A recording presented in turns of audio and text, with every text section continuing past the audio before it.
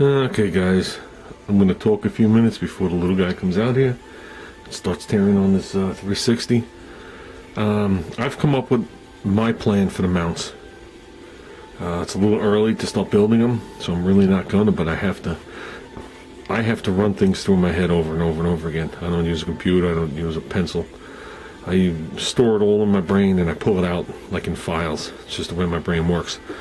So this is a 1/4 inch plate. The length of the plate is actually fine. It's a hair bit too long, but you can see it's a jagged edge anyway. This plate's going to be ripped in half, so there's going to be 2 pieces. Same size. This 1/4 inch plate is going to hook to the plate here.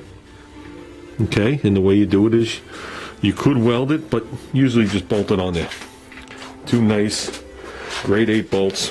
Does more than enough to hold it there. So now this is going to be what's sitting on the chassis, obviously small, like this big. And I'm going to use these. I'm not going to use one, I'm going to use a pair per side. Yes, they're long, they're not going to stay this long. Basically, I'm going to figure out what the magic number is, but probably close to where the threads end is where it's going to be hacked off. So you're going to have the little nub sticking down. Okay? And you're going to have a pair of these that are going to be side by side like this. Obviously this is not the right diameter, but since I technically only have one. So basically when they're mounted, they're going to be touching here. The sides are knurled, and right where this weld is where it's going to be sticking up out of here. So it's going to be mounted, obviously that's hanging over, like that. Okay. Whoops, there went one. When I drill the hole, the bottom side of it, I'll step it up. So I can go in there and put a nice bead of weld on the bottom, be able to grind it flush, and then there'll be a weld on the top side. So we ain't ripping these things out. And basically that's what's going to be bolted to my chassis. So you got to picture this plate narrower with these sticking out side by side like that. That's going to give me a tad bit of cushioning. Kinda. I don't think the motor's going to move much at all, but it's just going to isolate metal to metal is what it's going to do, and you can see they're knurled. And it takes a pretty decent bolt in there, which we'll run grade 8 on. Okay?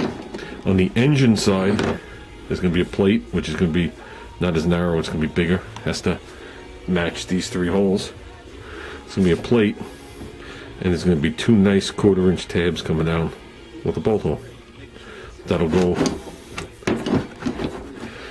on either side of this. Whoops, on either side of it, and there'll be a nut and bolt through it. That's exactly how we're doing it. So it'll be strong. It'll be something I've made. The ones I did on my wagon are identical to factory mounts. Identical. So if you look at them, you think they're factory mounts. The actual pads, the upper pads are factory. See, these are big car ones. Small car ones are about this deep. And they have a weird angle to them, so you can't cut these things down. It's shaped totally different. And the perches on the bottom are very tall. So by doing it like this, I'll be able to make the bottom, bolt it in the car. I'll make my engine plate, bolt that to the engine. We'll put the engine in, we'll level it, do everything we have to do, get the height right, and then I'll just make those 2 tabs out of like construction paper till I feel they're right.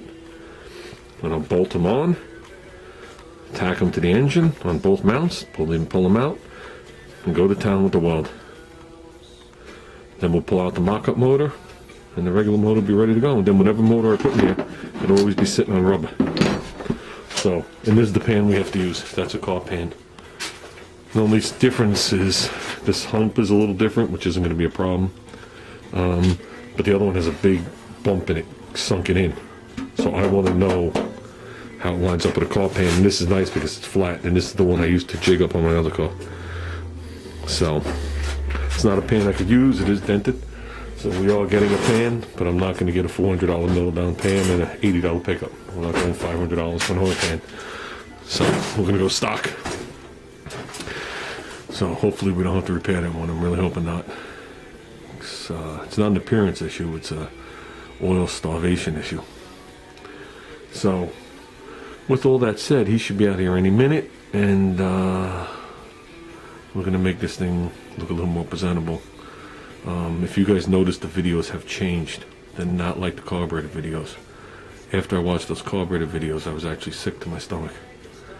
So this is his project, not mine. I'm just giving him advice, and when I watched those videos, all they did was preach into the camera, and he just stood there and waited to work. That's not what it's been since those videos are over. If you notice, I only turn on the camera as things are going on just for a minute or two and turn it back off. This is his project, his deal. I'm just a guy sitting in the audience that's giving advice, and I'm letting him use his brain. Which, let me tell you something, guys, he's a pretty smart kid. I know he's smarter than me, and I know what my IQ is. So he must take after his wife.